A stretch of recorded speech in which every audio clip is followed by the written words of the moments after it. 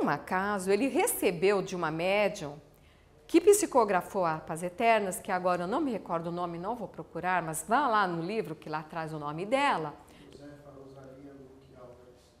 O meu mentor está dizendo a vocês, meu anjo da guarda que acompanha nas aulas, a Josefa então psicografou através de um espírito chamado Hilarion, que ele era lá do Monte Nebo, que ele foi um essênio, e ele através dessa médium passou como era, né, as etapas de evolução dos essênios.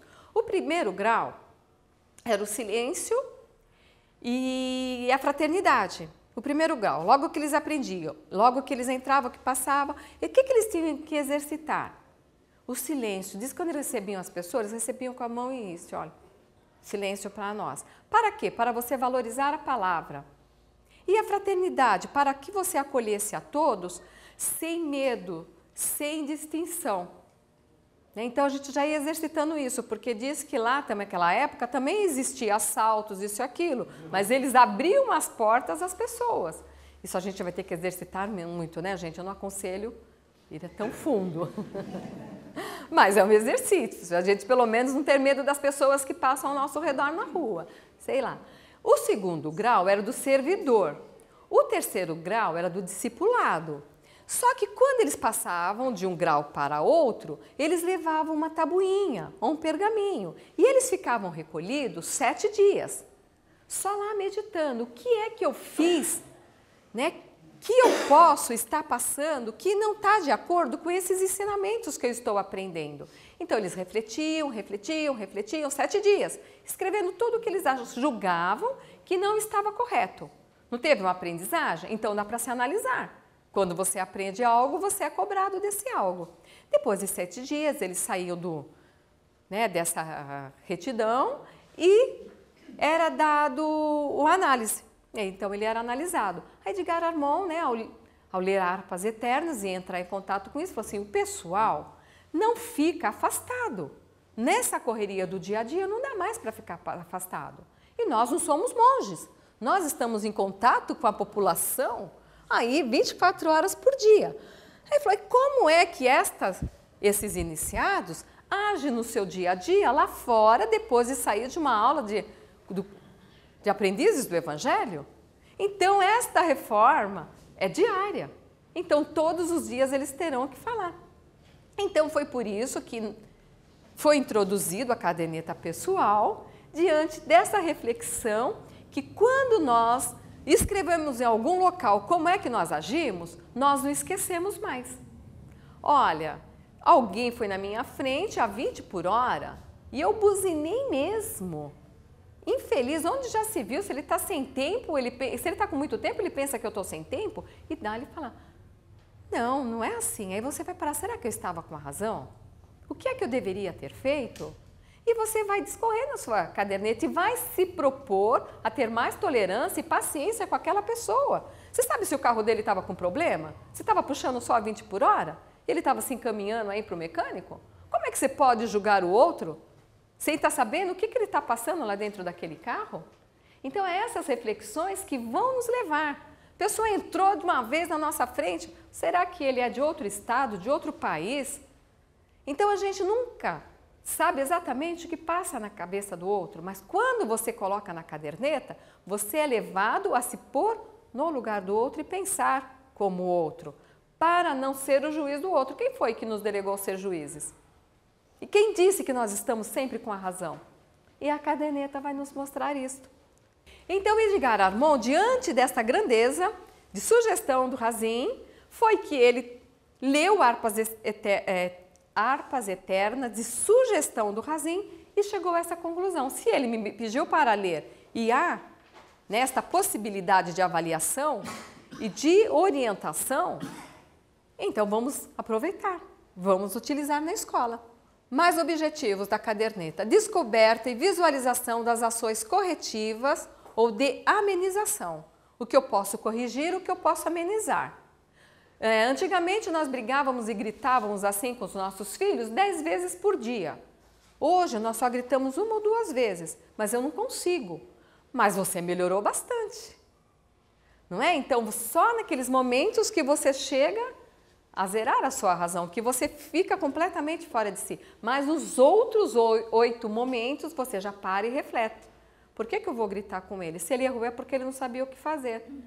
Você já pensou se chega no nosso local de trabalho, nós falamos para o nosso chefe, olha, eu não sei usar direito esse computador. Aí ele vem e nos explica uma vez.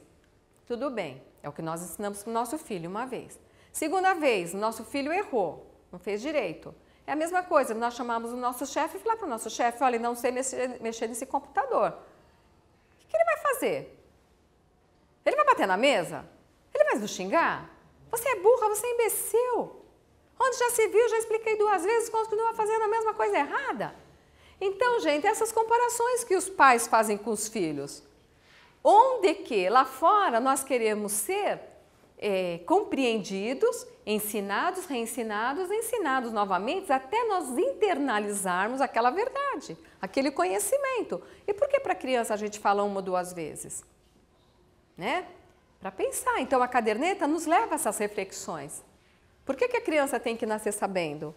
Por que o marido tem que ser igual a nós? Então, é uma série de situações que nos é colocada no nosso dia a dia que nós precisamos mostrar na caderneta a nossa compreensão. Eu vou adiante que eu trouxe um manual que nós vamos estar analisando algumas situações juntos, tá ok? Então, a gente descobre como corrigir ou amenizar aquela atitude nossa ainda um pouquinho impensada. Definições das virtudes ao serem alcançadas. Nós também falaremos neste folheto que eu trouxe para a gente estar analisando alguns comportamentos. O que vem a ser? Definir as virtudes. Nós descobrimos que nós estamos errados. Só que não adianta só falar, olha, eu erro, eu grito sim, eu brigo sim. Ai, meu Deus. Não adianta. Tem que ser feita uma proposta. Então, a gente vai fazer essa proposta de alcançar esta virtude que nós percebemos que nós ainda não temos, porque nós já declaramos que nós não conseguimos. Tá bom? Então, a gente vai fazer a proposta, esses os objetivos.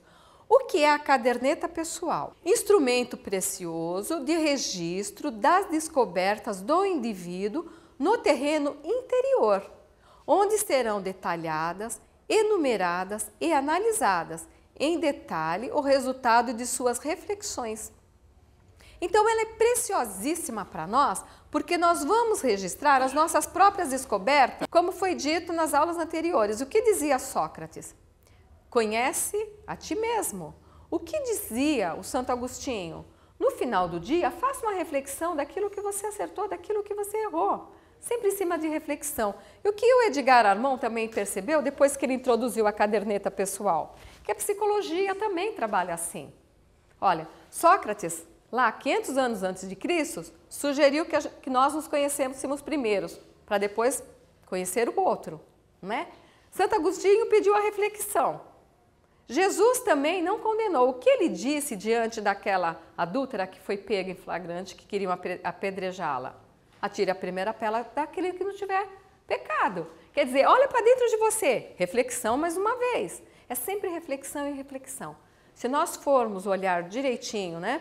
Todos aqueles iluminados que vieram antes de nós, eles nos pedem, conhece-te a ti mesmo. Reflexão. Então, nesse terreno interior que nós vamos precisar nos conhecer, através da reflexão. Nós vamos enumerar, eu vou explicar o que é enumerar. Todo princípio de algum texto que nós vamos falar sobre nós vamos colocar número 1, número 2, número 3, ok? E nós vamos analisar o conteúdo daquilo que nós estamos passando, escrevendo. Em detalhes, o resultado de nossas reflexões. Se eu refletir sobre, eu tenho algo a estar escrevendo. O que não é a caderneta pessoal? O que ela não é? Confessionário, ela não é para a gente estar se confessando. Muitos criticaram Edgar porque falaram, será que você não está colocando no lugar do padre lá que nós íamos nos confessar, a caderneta pessoal? Não. Por quê? Porque a caderneta pessoal não vai absorver ninguém. Ela não absorve ninguém. Não adianta você colocar, ai que pena, xinguei minha mãe novamente, pensando que já está resolvido o problema. Não adianta. Você tem que estar se propondo alguma coisa. Você tem que estar revendo. Por que eu briguei com ela? Ah, porque eu sou intolerante. E qual é o sentimento de intolerância? Orgulho. O que eu tenho que desenvolver? A humildade. Então, eu vou me propor a estar fazendo algo semelhante. Vou ser mais tolerante, vou ser mais paciente, vou ser mais pacífico. Então, há toda uma reflexão em cima desse brigar com a mãe. Não é falar, briguei com a minha mãe porque ela fez isso, isso, isso. Não. Eu briguei porque eu ainda não aceito o ponto de vista do outro. Porque o outro pode falar o que ele bem entender. Ele é livre. Não é? Não, nós vivemos uma democracia. Ele fala o que ele quiser. Agora, como isso vai pesar dentro de mim, vai fazer a diferença. Né? O que eu tenho de bom dentro de mim para estar filtrando o que pode ser aproveitado e deixando do lado de fora o que já não condiz mais com o meu modo de ser. Então, não é o outro culpado, sempre somos nós. Então, ela não é confessionário. A caderneta pessoal também não é diário sentimental. Não adianta pegar e escrever 2, 3 páginas as suas tristezas, ensinar para os nossos alunos. Não é pegar 2, 3 páginas e escrever sobre as tristezas, as frustrações, os fatos que eles conseguiram alcançar ou não. Não é. Não adianta ficar com o diário, se ele é amado, se ele é mal amado, se ele é compreendido, se ele é mal compreendido. Ele tem que pôr um tema e refletir sobre ele. Mesmo que, suponhamos, tem um tema que diz assim, tem uma pessoa que disse o seguinte, um exemplo sobre a namorada. Sinto egoísmo quanto ao meu relacionamento com minha namorada. Preciso aprender que não devo querer moldá-la à minha maneira e minha vontade. Também não devo fazer-lhe cobranças. Neste caso, a gente vai ver depois, ele detectou o sentimento, que é de egoísmo, e fez a proposta, mas ele não fez uma reflexão em cima, tá ok? Gente, olha só, não adianta ficar lá, eu não quero que a minha namorada faça isso, eu não quero que ela faça aquilo. Ele percebeu que ele é egoísta de estar tentando dominar a namorada dele e levá-la a fazer somente as coisas que ele gostaria. Né? Tem gente aqui que já está aproveitando, né, a orientação para estar orientando. Então é em cima disso que a gente tem que pensar e trabalhar, e não simplesmente ir lá e desenvolver todo um diário sentimental pensando que com isso vai resolver algum problema. Não vai, é sempre reflexão. Não é um muro de lamentações, não é declaração de inferioridade, eu sei que eu não presto, que eu não sirvo para nada, que não adianta, não é essa declaração de inferioridade, porque nós temos valor sim, e é para mostrar isso para o aluno, o valor que ele tem. A partir do momento que ele procurou uma religião, que ele se inscreveu numa escola, ele tem valor, ele está procurando algo de melhor. Então é isso que nós temos que estar, olha, mostrando quando nós introduzirmos a caderneta, tudo isso está no Vivência. Eu vou voltar, porque isso é muito importante, a gente está acompanhando essa entrevista. E a outra coisa que nós sentimos também, que nós chegamos a comentar recentemente com a direção da Aliança, né? Os compromissos de reforma íntima são conduzidos num tom mais de gracejo. Tá. Fica difícil eu expor como é que é. A reforma íntima, então quando o dirigente fala, olha meus amigos, na próxima semana nós vamos fazer o recolhimento das cadernetas. Seria uma colocação séria, uma colocação. Mas isso é levado num toque de... Eu não entendi ainda que tipo de fuga é esse, levando num toque de brincadeira. Talvez olha, semana que vem a caderneta, como se fosse algo assim, algo, não sei, infantil, alguma coisa, um apêndice, uma intrusão, uma inclusão, não sei. Então foi o autor do nosso livro, né, No Tempo do Comandante, conversando com Jacques Conchon. Ele foi o fundador da Aliança Espírita e Evangélica. Então ele nos coloca o seguinte, que muitos dirigentes colocam a caderneta em tom de brincadeira. Se nós levarmos como dirigente a caderneta na brincadeira, o aluno tem todo o direito de levar na brincadeira também. O que ele pede? Para que a gente leve realmente a caderneta como algo que vai fazer a diferença dentro de um curso. É o histórico escolar do nosso aluno. O histórico dele está lá dentro. A vida dele, a vivência dele. Como a gente pode colocar com gracejos? O que o dirigente, alguns dirigentes, eu já observei que realmente fazem isto. A gente, para nós, né, termos o cuidado de não fazermos igual. Pessoal, semana que vem eu quero a caderneta. Castigo, caderneta, pessoal. E começa essa brincadeira, como se a caderneta fosse um castigo, fosse alguma coisa que fosse menosprezar o aluno, fosse colocar o aluno em alguma desvantagem, algo semelhante assim, como se fosse a caderneta preta, que é dito também no livro, né? Que há algum tempo atrás referia-se a caderneta como livro negro. E agora já não é mais, nós já não podemos mais levar para essa finalidade, com esse intuito. Seriedade, pessoal, semana que vem vou recolher a caderneta, eu quero que todos tragam, assim, com uma moral bastante elevada que a caderneta merece e que o aluno merece. Porque se ele achar que eu estou brincando com ele, ele não vai colocar dentro desta caderneta, que para mim, dirigente, é uma brincadeira, um conteúdo tão importante da vida dele. O que se pede que todos nós, uma vez que iniciamos a caderneta, não pare nunca mais. Sempre esteja com ela ativa, principalmente os dirigentes. Principalmente. Você vai dirigir uma turma? Sua turma está fazendo caderneta? Faça também. Se você interrompeu, retorne. O ideal é que a gente nunca pare.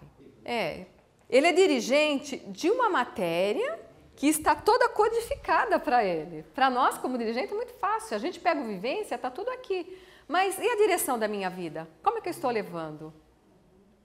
Não é? Então, a gente precisa estar refletindo em cima disso.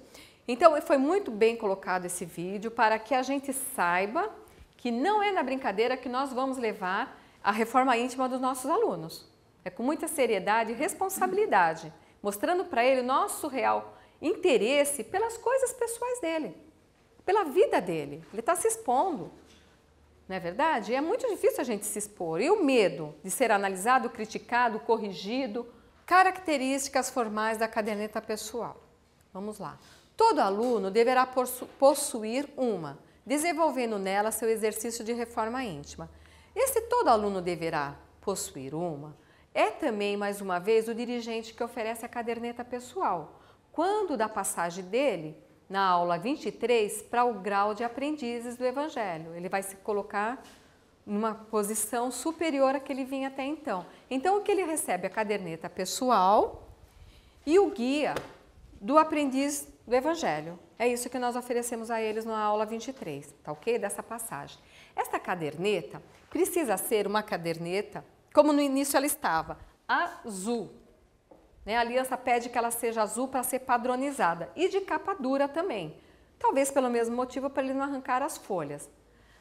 Não sei. É azul. Então a caderneta é azul. Ela é de capa dura, tipo brochura, para que não possa ser arrancado as folhas.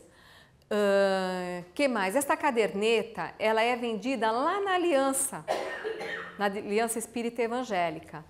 E o preço dela lá é bem mais acessível, então eles nos dão essa oportunidade, porque muitas vezes nós procuramos, em determinados locais do comércio e nós não encontramos com esse padrão que eles gostariam. Então, para que todas as escolas sejam padronizadas, eles passaram a ter. Olha, a caderneta, elas deverão ser feitas pelo aluno com anotações periódicas. Ser escrita de forma indelével, de forma verdadeira e sincera. É isso que nós temos sempre que estar sugerindo, orientando, informando. Não adianta ele pensar que ele colocando, que ele sendo bonzinho, ele vai ser mais que isto ou menos que isto. Não, ele é o que é. O que vai importar para o dirigente, para o plano espiritual principalmente, é o esforço dele de estar se superando.